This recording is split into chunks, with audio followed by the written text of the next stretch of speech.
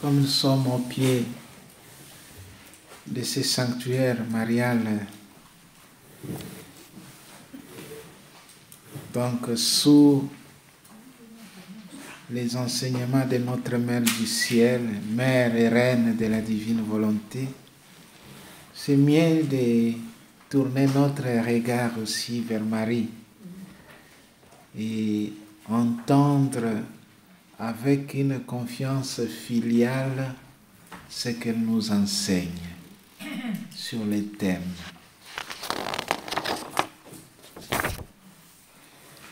La Reine du ciel dans le royaume de la divine volonté. Au 23e jour, vous connaissez ce livre, non? Oui.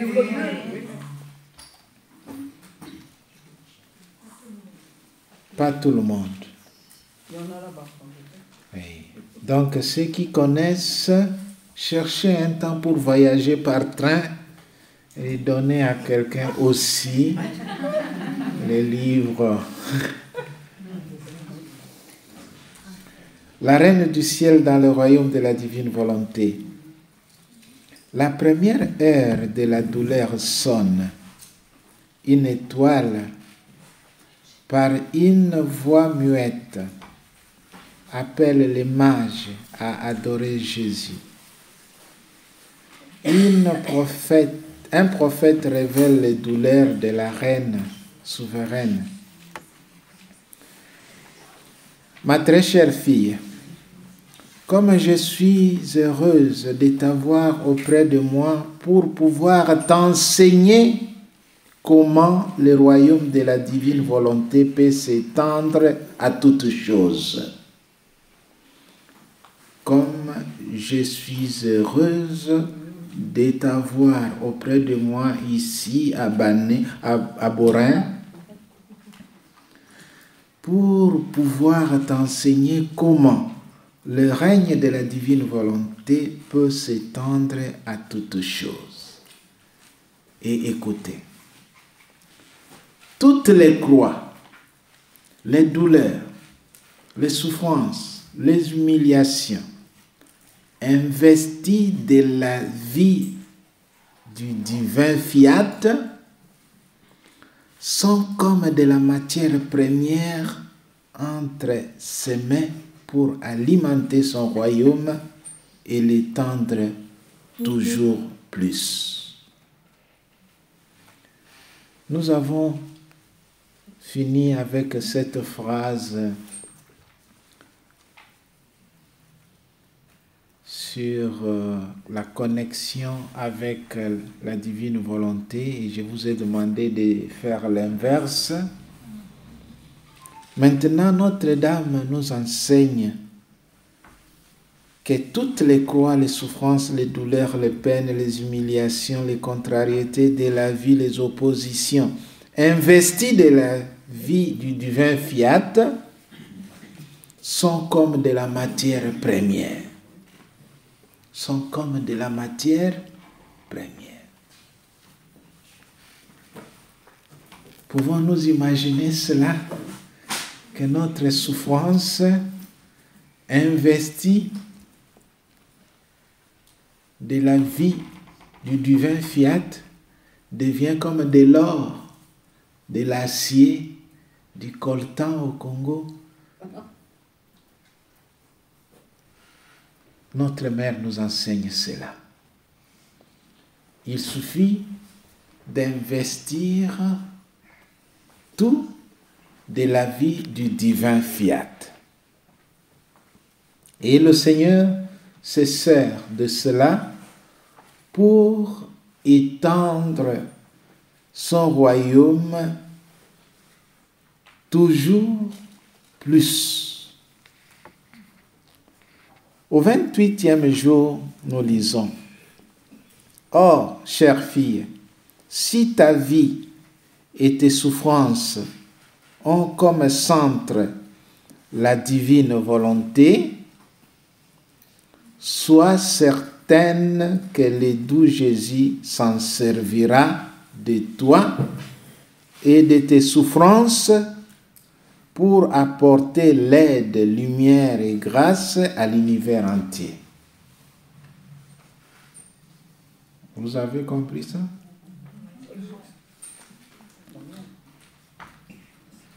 Chère fille, si ta vie et tes souffrances ont comme centre la divine volonté, sois certaine que le doux Jésus s'en servira de toi et de tes souffrances pour apporter aide, lumière, grâce, bénédiction, vie à l'univers entier.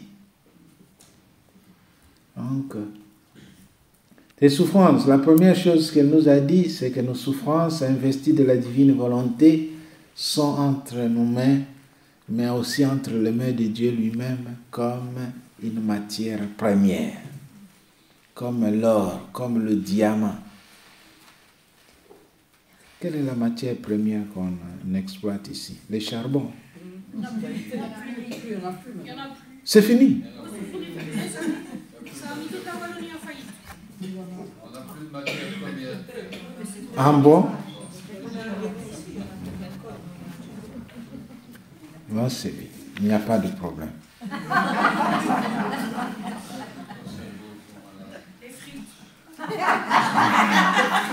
Mais en venant, j'ai vu que dans la zone, vous avez beaucoup de bois. Oui, ça oui. Oui, mais les Chinois les ont achetés. C'est vrai. On fait du papier. Comment? Le bois, il y a des usines pour en faire du papier. Ok. Vous avez de la matière première. Donc c'est cela. Il a dit d'abord que nos souffrances investies de la divine volonté sont entre nos mains, dans les mains de Dieu lui-même, comme des pierres précieuses. Des pierres précieuses pour étendre son royaume. Pour étendre son royaume. Et peut-être demain, on parlera aussi de cette parabole de la perle précieuse. Hein? La perle précieuse. Qui, pour étendre le royaume. Quand vous avez, et je sais qu'il y en a, il y a certaines personnes qui font ça aussi, il y a des gens qui ont des bijoux précieux. Et ils les gardent pour résoudre parfois des situations difficiles au moment où ils n'ont plus de moyens. Donc c'est un trésor, une perle précieuse. Mais nos souffrances, que parfois nous-mêmes nous minimisons, la Vierge Marie nous dit dans le livre de la Vierge Marie, dans le règne de la divine volonté, que nos souffrances sont entre nos mains et dans les mains de Dieu quand elles sont investies de la divine volonté. Elles sont comme des pierres précieuses, comme de la matière première.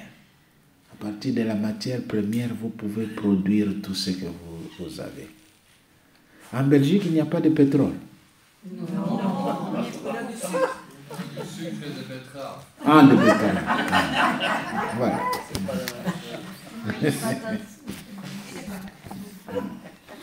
Et en deuxième lieu, il a dit, si ta vie et tes souffrances ont comme centre que notre vie et nos souffrances aient comme centre la divine volonté. La conséquence, et elle nous assure, notre mère, soyez sans crainte que votre doux Jésus s'en servira, et de vous, et de vos souffrances, pour apporter aide, lumière, grâce, bénédiction à l'univers entier. C'est quel jour que vous venez de dire là maintenant? Ça, c'est le 28e jour.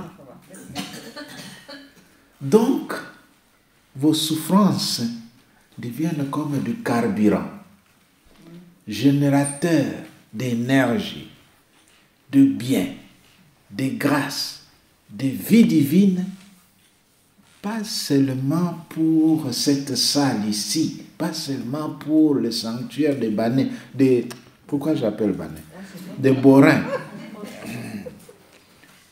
Pas seulement pour la ville de Borin, mais pour toute la Belgique, toute l'Europe, tout le monde entier. Donc, le centre de notre attention, de nos réflexions, de nos préoccupations ne doit plus être nous-mêmes.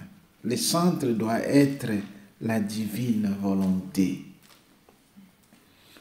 Et comme je le disais hier, parfois on souffre parce que nous prenons nous-mêmes comme centre. Nous prenons nous-mêmes comme centre. Mais les centres, nous devons nous décentraliser. Transférer les centres en Dieu, dans sa volonté. Celle que nous soulignons chaque jour dans notre Père, que ta volonté soit faite. Que là soit le centre de nos vies et de nos souffrances.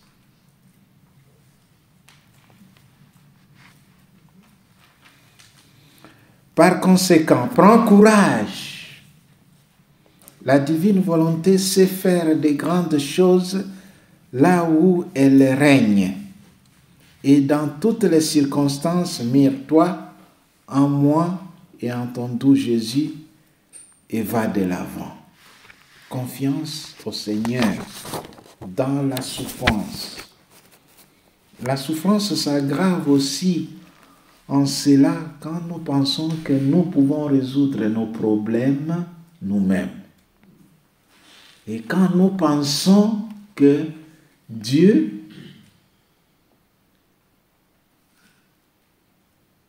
ne fera rien, ça nous arrive, parfois involontairement, inconsciemment.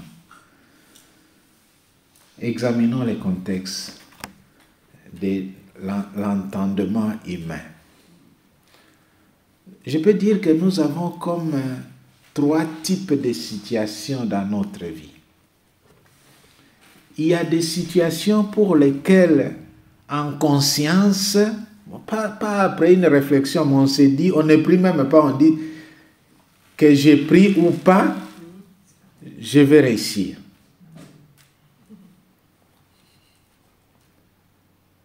Par exemple, on sait que quand on a sa provision, il suffit de couper les morceaux de viande, de légumes, on met dans la marmite et on va manger.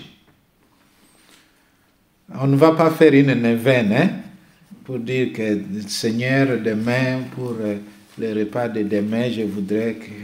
On est sûr parce qu'on a tout dans le frigo, tout dans les tiroirs, les assiettes sont là, les couverts, ainsi de suite. On manipule et vous avez de très belles cuisines. Il y a d'autres situations pour lesquelles on dit, bon, prions quand même. Alors on fait les rosaires, on va à la grotte, on va au sanctuaire, on va ceci, on demande ceci. Pour d'autres situations, on ne prie même pas, on dit Dieu, je ne vois pas par où Dieu va commencer pour résoudre ces problèmes. Qui a déjà prié parmi nous devant un cadavre pour demander qu'il soit ressuscité? Vous, et racontez-nous. C'était un enfant de l'école, il est décédé à 5 ans, et j'étais là devant, avec plein de monde. Et j'étais tellement triste que j'ai demandé au Seigneur, mais pourquoi pas? Voilà, j'ai prié. Oui. Dans mon cœur, bien sûr. Dans le cœur, oui. Donc, il y a des situations parfois difficiles, on dit, ça ne va pas changer même si j'ai prié. Mais la Vierge Marie nous enseigne que si nous nous abandonnons dans la divine volonté, nous nous laissons gouverner par le règne du divin fiat, ce règne fera tout, tout, tout. Ainsi, dans le tome 2, nous revenons, nous lisons ceci. Mon propre royaume fut... Donc, le tome 12, là. 2. Oui, le 4 juillet 1899. Je pense qu'on avait déjà lu une partie de ce message. Mon propre royaume fut dans le cœur de ma mère, et cela parce que son cœur ne fut jamais moindrement troublé. Son cœur ne fut jamais moindrement troublé. Ne fut jamais troublé. Nous, souvent, nos cœurs sont troublés. Et ça diminue en nous la confiance. Ça aggrave la souffrance, ça diminue la confiance.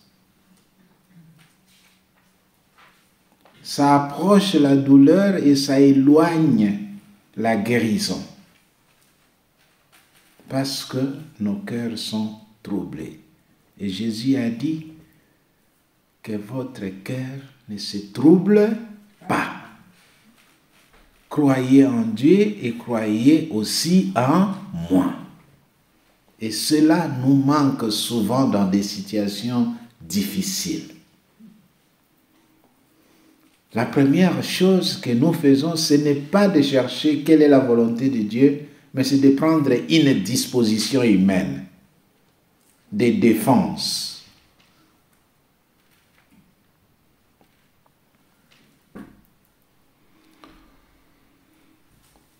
Son cœur ne fut jamais troublé, au point que, dans la mer immense de la passion, elle souffrit de peines immenses. Son cœur fut transpercé de part en part par l'épée de la douleur. Mais elle ne reçut pas le moindre souffle de perturbation.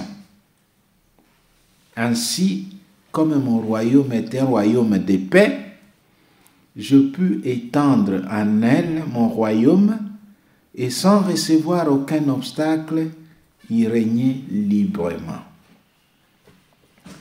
Et nous devons savoir qu'il n'y a que Dieu qui est infini.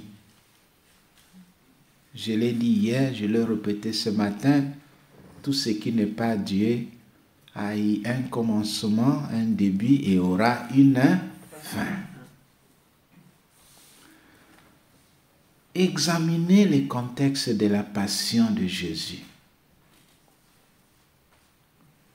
Il y a des choses que Dieu a permis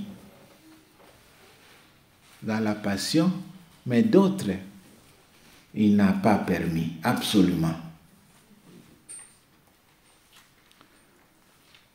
Par exemple, pour nous enseigner l'innocence, la pureté de la Vierge Marie, il n'a pas permis que la Vierge Marie soit insultée ou attaquée pendant la Passion.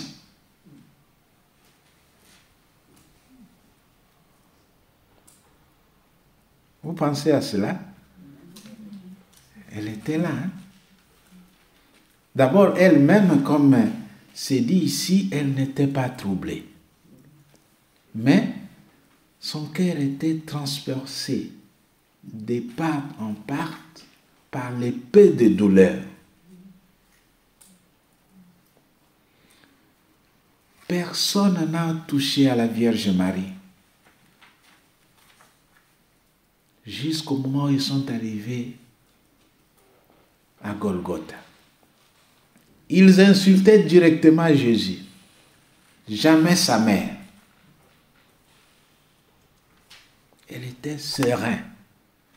Et cette sérénité était une puissance qui dominait les ennemis de son fils.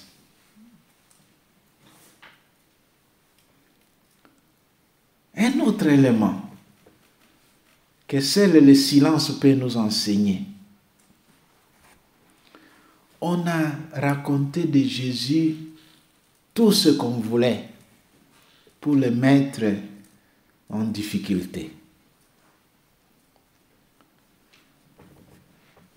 Vous avez entendu pendant la Passion dire, par exemple, que cet homme prenait nos enfants et nos femmes, il allait passer toute la journée avec eux à la savane, il les nourrissait sans permission. Donc les choses qui pouvaient toucher à l'intégrité, à la réputation de Jésus, Dieu n'a pas permis.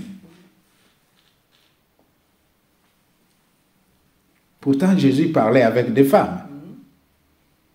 Hein? On dit dans le récit de la Passion même qu'une femme est venue verser du parfum et essuyer avec ses cheveux. Imaginez une femme qui va couper les ongles du curé aujourd'hui. On trouvera ça après 2 minutes dans tous les réseaux sociaux.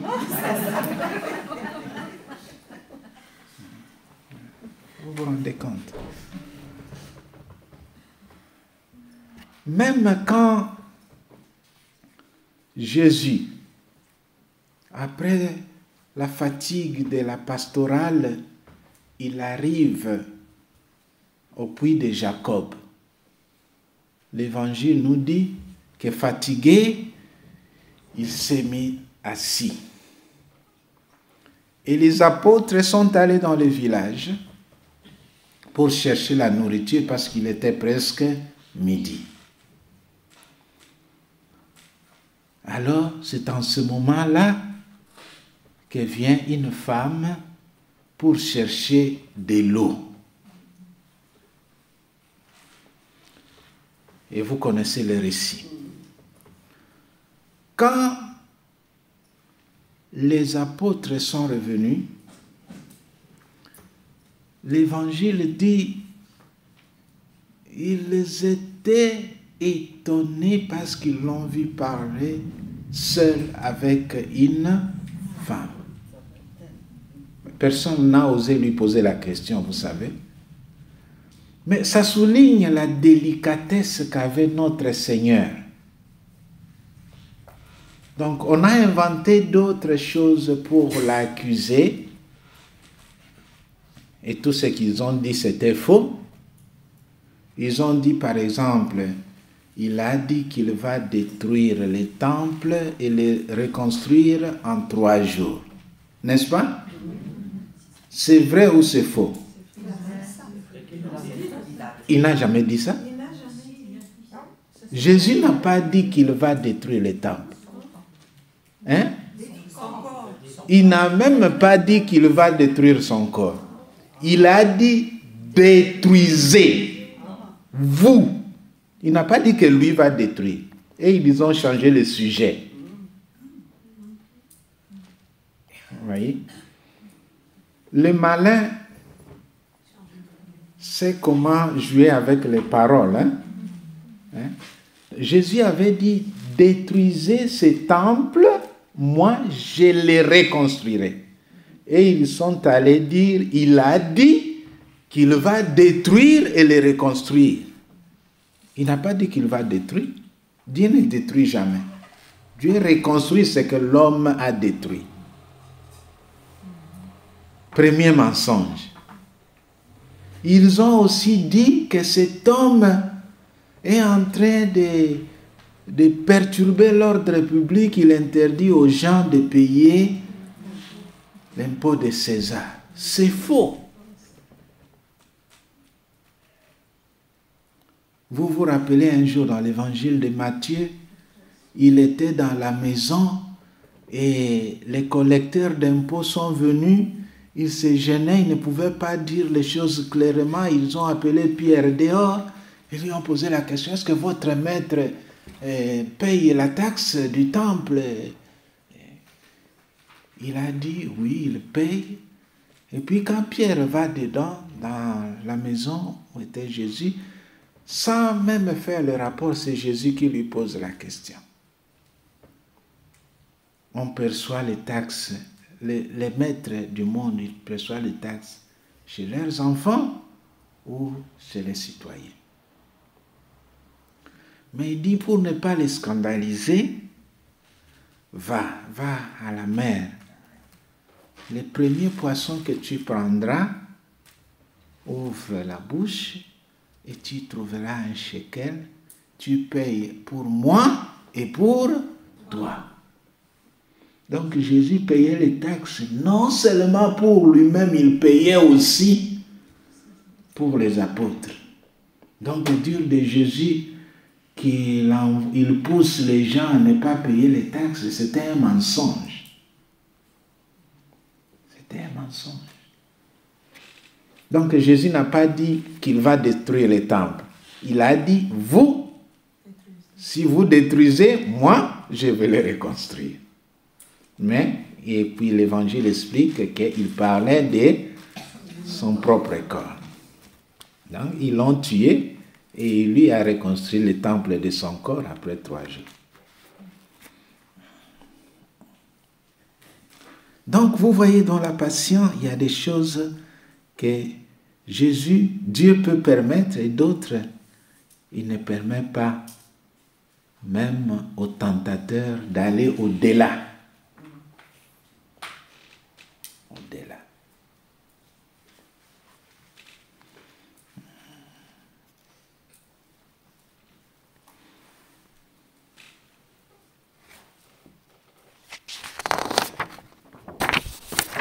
Je vous ai donné la référence, non? Tome 2, 4 juillet 1899.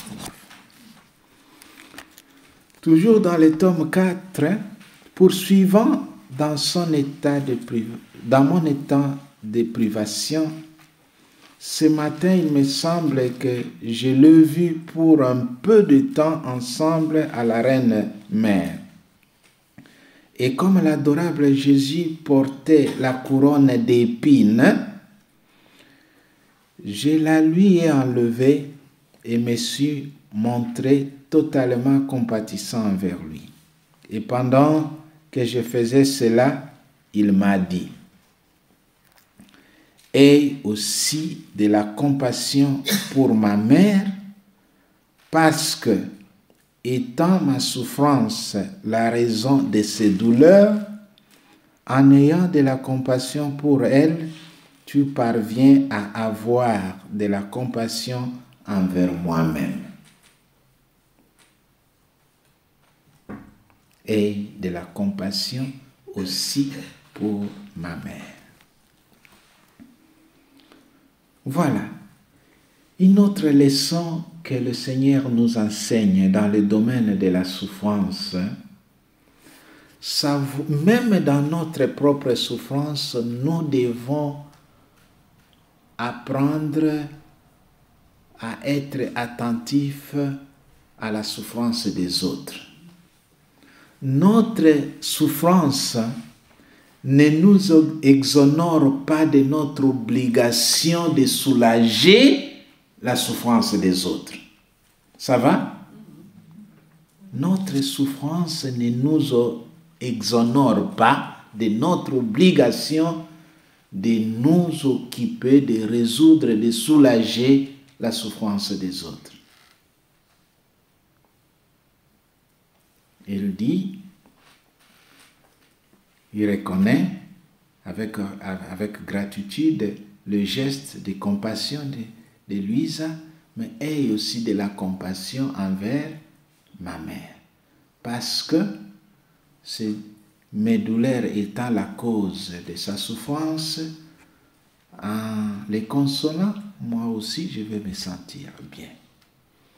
Mais il y a aussi Jésus sur la croix qui dit à Jean, voici ta mère.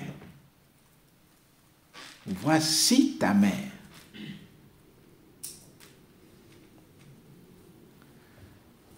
Il est en train de mourir de façon atroce. Mais il est aussi, il veut montrer aussi de la préoccupation qu'elle a pour la sécurité de sa mère. Mais il avait aussi dit à la Vierge, voici ton fils. Dans sa souffrance, il se soucie aussi de nous.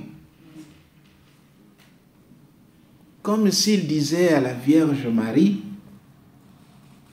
qui regardait Jésus mourant, il dit, voici ton fils. Donc ton fils n'est plus celui qui est crucifié, mais celui qui est à côté de toi. Donc c'est toujours, on revient toujours là. Nous avons nos problèmes, mais Dieu nous indique où nous devons fixer notre regard. Ça va, mes frères et sœurs? Voici ton fils, voici ta mère. Voici ton fils, voici ta mère. Notre souffrance ne nous exonère pas de notre obligation, de notre devoir sacré de résoudre les problèmes des autres, de soulager la souffrance des autres. Ça va? Ensuite, il me semblait me retrouver sur les monts du Calvaire, dans l'acte de la crucifixion de notre Seigneur. Et pendant que Jésus souffrait la crucifixion, je voyais en lui, je ne sais comment, toutes les générations passées, présentes et futures. Et comme il nous contenait tous en lui, Jésus ressentait toutes les offenses que chacun de nous lui infligeait. Ça, Jésus l'a déjà dit plusieurs fois dans le livre du ciel, mais aussi à beaucoup d'autres mystiques. Nos péchés, nos offenses, nos sacrilèges, nos blasphèmes les font souffrir.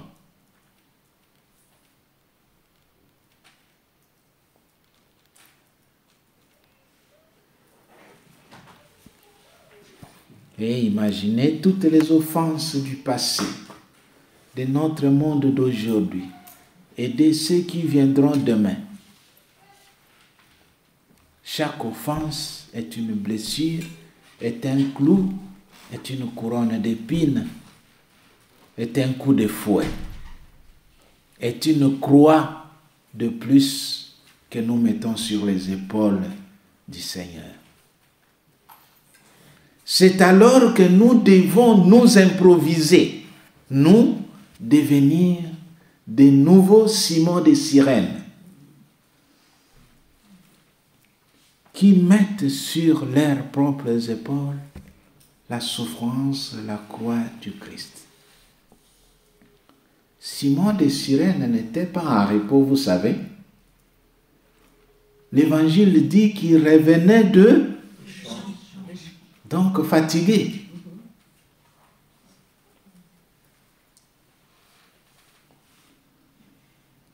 Pour faire le bien, nous ne devons pas chercher avant tout la commodité.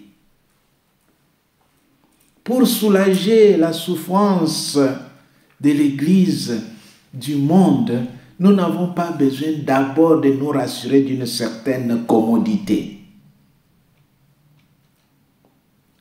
À n'importe quel moment, le Seigneur peut nous arrêter, nous rencontrer et nous demander service. Et souvent, ce n'est pas ce que nous entendons, nous, être la voix de Dieu ou la volonté de Dieu. Ça peut être carrément quelque chose opposé à notre propre pensée. Simon, les sirènes, était fatigué. Il marchait certainement un peu plus vite. Il approchait l'entrée de la cité, prendre un verre d'eau, un peu de crème glacée, et manger une bonne viande Mais subitement, lui qui descendait de la colline, on change la direction de son parcours, il doit encore remonter vers Golgotha. Vous voyez comment Dieu change le plan de notre vie. Nous devons alors être ouvertes aux inspirations de la volonté divine. Seigneur, fais de moi ce que tu veux. Dis-moi ce que tu veux que je fasse. Indique-moi le chemin. Il faut avoir cette liberté. Parfois, nous avons même peur dans notre prière personnelle de dire face à face au Seigneur, fais de moi ce que tu veux.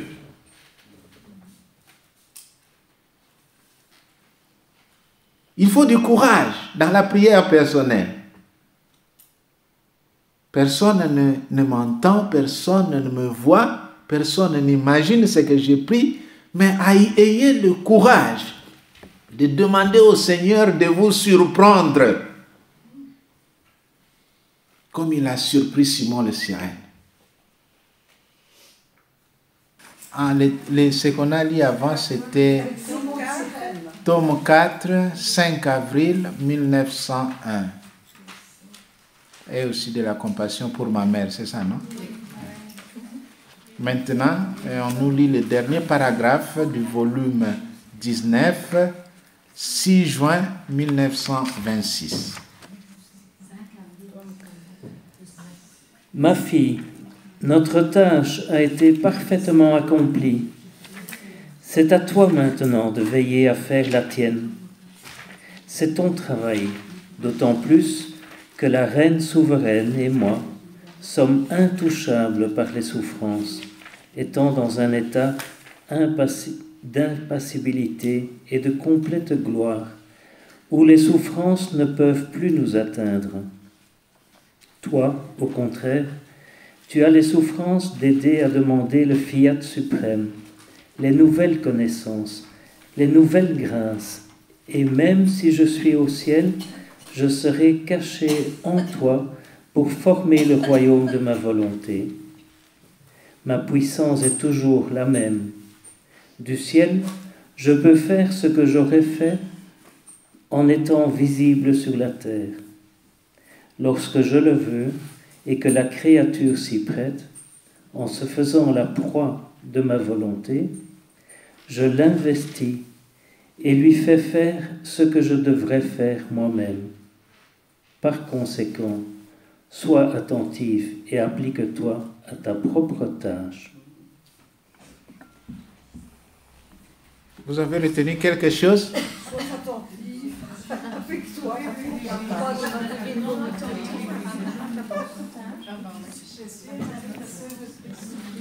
Pardon? Oui, il a dit ils ne peuvent plus souffrir, mais qu'est-ce qu'il a? Alors par conséquent, voilà. Donc, nous sommes les premiers substituts de Jésus dans nos souffrances. Quelle tâche sublime! Nous substituons Jésus parce qu'il est passé de ce monde à son Père. Et sa mère a été élevée au ciel. Ils ont des corps glorieux, ils ne peuvent plus souffrir. Alors, il nous a nommés par un décret divin de souffrir à sa place. Comment vous vous sentez? Responsable. Missionnaire. Oui, j'allais dire si le roi de la Belgique, c'est Philippe. Hein? Oui. S'il vous délègue la représenter quelque part. Je me cache. Donc nous sommes des légats divins, des ambassadeurs divins. Un ambassadeur, il représente le chef de l'État et l'État Donc, il agit en personne et avec l'autorité de celui qui l'envoie. Parce que lui-même ne peut pas être présent. C'est ce que Jésus fait aussi dans nos souffrances. Ça va? Oui. Et il nous a dit d'être attentifs. Oui, vous voulez dire quelque chose? Je croyais que Jésus souffrait encore. Il souffre en nous. Il y a alors on prend cet extrait du livre du ciel, le volume 20. Prenez le volume 20 pour répondre à votre préoccupation justement. Mais je demanderai toujours à un volontaire de venir lire. La date. Oui. 19 novembre 1926. 19 novembre 1926. Comment la divine volonté se tourmente parmi les créatures et veut sortir de cet état? Mon toujours aimable Jésus m'attira dans son adorable volonté et me fit voir et ressentir les douloureuses conditions dans lesquelles il est placé par l'ingratitude des créatures. Et soupirant avec tristesse, il me dit: ma fille, les douleurs de ma divine volonté sont indicibles et inconcevables pour la nature humaine. Ma volonté est dans toutes les créatures, mais c'est dans le cauchemar d'une terrible et atroce tourmente, parce qu'au lieu de la laisser régner et de lui laisser vivre sa vie en elle, les créatures la répriment, ne lui laissant aucune liberté d'agir, de respirer, de palpiter. Alors, c'est la volonté humaine qui agit, respire librement, palpite comme elle veut, tandis que la mienne n'est là que pour les servir, contribuer à leurs actes et y demeurer tourmentée et suffoquée depuis de longs siècles. Ma volonté se tord de douleur dans les créatures, et ces convulsions sont les remords de conscience, les désillusions, les revers, les croix, la lassitude de vivre, et tout ce qui peut gêner les pauvres créatures. Car il est juste que, puisque les créatures gardent la divine volonté crucifiée, et toujours dans la tourmente, la divine volonté les appelle à travers ces convulsions, incapables de faire autrement, puisqu'on l'empêche de régner. Qui sait si, rentrant en elle-même et voyant le malheur que leur mauvaise volonté leur apporte, les créatures n'accorderaient pas un peu de répit à son tourment. Ce supplice de ma volonté est si douloureux que mon humanité, qui voulut souffrir dans le jardin de Gethsémani, a atteint le point de rechercher l'aide de mes apôtres eux-mêmes. Et même cela lui fut refusé. Le spasme était tel que j'ai sué le sang. Et me sentant succomber sous le poids énorme de la souffrance de ma divine volonté, j'ai invoqué l'aide de mon céleste Père en disant: Père, si c'est possible, que ce calice passe loin de moi. Dans toutes les autres souffrances de ma passion, si atroces qu'elles aient pu être, je n'ai jamais dit, si c'est possible, que cette souffrance s'éloigne. Au contraire, sur la croix j'ai crié, j'ai soif de souffrance. Mais dans cette souffrance de la suprême volonté, je ressentais tout le poids d'un aussi long supplice, tout le tourment d'une divine volonté qui souffre, qui se tord de douleur dans les générations humaines. Quel tourment! Il n'en existe pas de semblable. Mais le fiat suprême veut maintenant en sortir.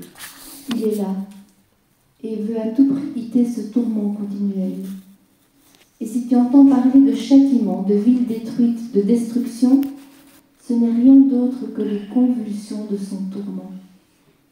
Incapable de le supporter plus longtemps, mon fiat veut faire sentir à la famille humaine sa douleur et combien il souffre en elle, sans que personne n'ait de compassion pour lui.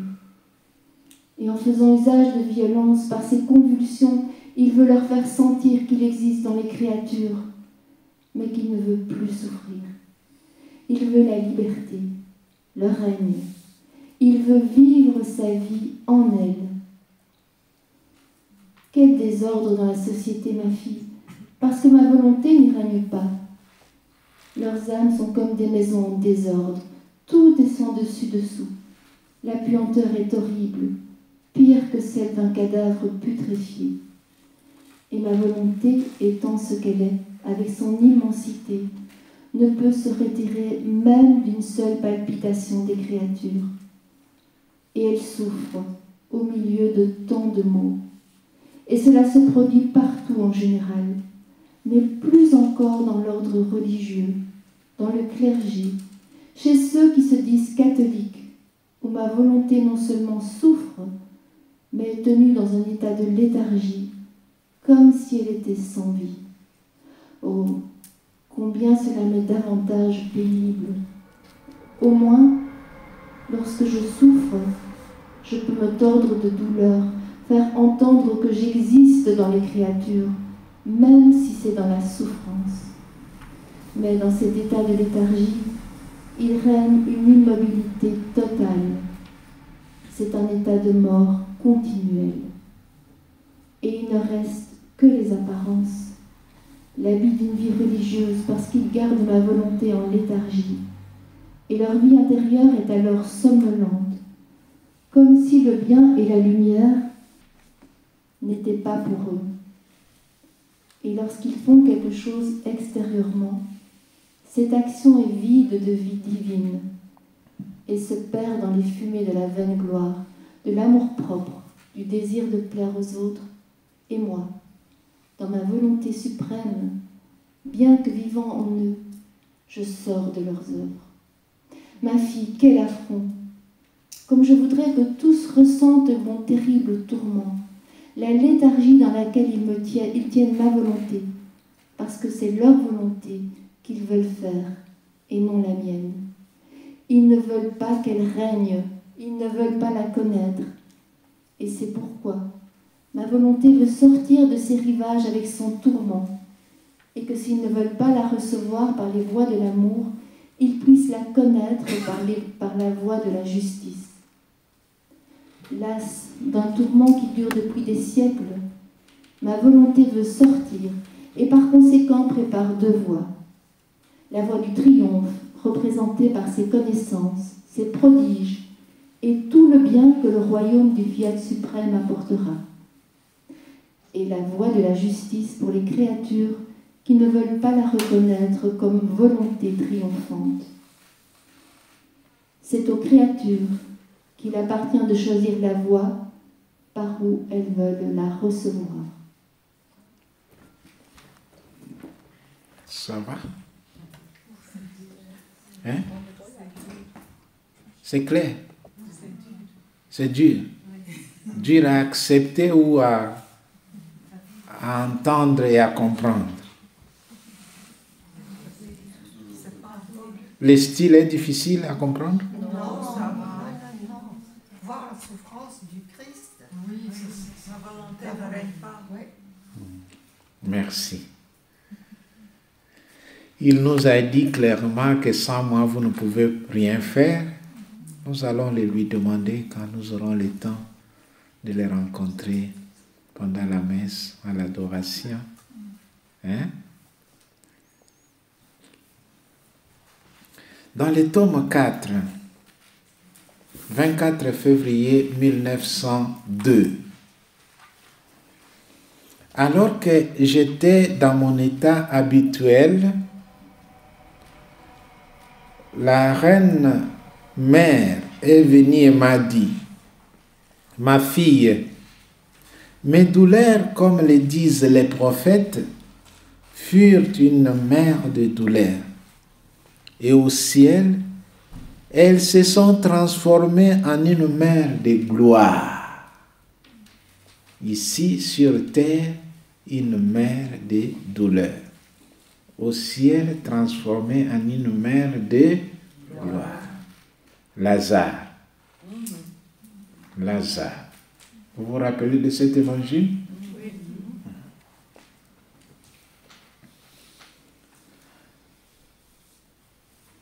Et autant de trésors des grâces ont fructifié dans chacune de mes douleurs la gloire. Et tout comme sur la terre on m'appelle étoile de la mer, laquelle guide au port en toute sécurité, au ciel on m'appelle étoile de la lumière pour les bienheureux, par le fait qu'ils sont récréés par cette lumière produite par mes douleurs. Donc nos douleurs dans la divine volonté produisent une lumière. Une lumière. À ce moment-là, mon adorable Jésus est venu en me disant, ma bien-aimée, il n'y a rien qui ne me soit plus cher. Retenez ça, hein? Il n'y a rien qui ne me soit plus cher et plus agréable qu'un cœur juste qui m'aime et qui, en me voyant souffrir, me prie de lui faire souffrir ce que je souffre.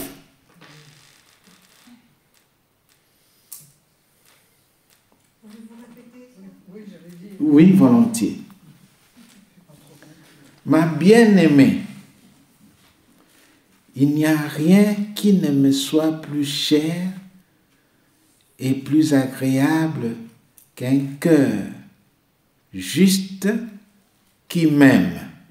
La première chose, et qui, en me voyant souffrir, me prie de lui faire souffrir ce que je souffre. Hein? Je dis, je n'ai pas compris. Prenez un peu le tome 4, là, qui est plus proche. Ok. Vous allez lire ça pour nous.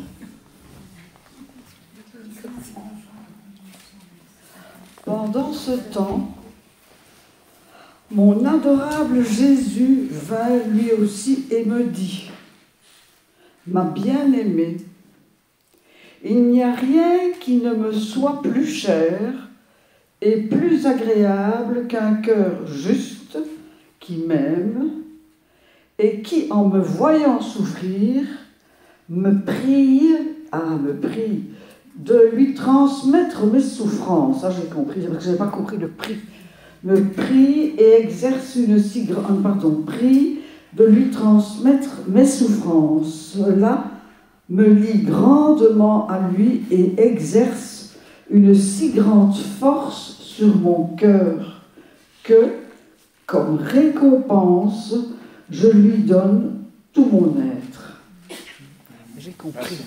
Ici, moi, comme je vous disais, je travaille avec les textes italiens. Oui, et vous les traduisez. Hein, et je traduis comme je les comprends en italien. Merci. Donc, comme si le Seigneur nous disait en d'autres mots, il éprouve une grande joie de voir qu'une âme qui le voit souffrir, une âme juste, qui l'aime, et quand il le voit souffrir, se met en prière et demande humblement à Jésus de souffrir ce qu'il voit Jésus souffrir. Vous voulez faire plaisir au Seigneur? Voudriez-vous faire plaisir au Seigneur? Oui. Alors demandez-lui de souffrir ce qu'il souffre dans son corps, dans son église, dans les âmes, dans les personnes méprisées, dans les malades. les marginalisés, les victimes de l'injustice, de la guerre.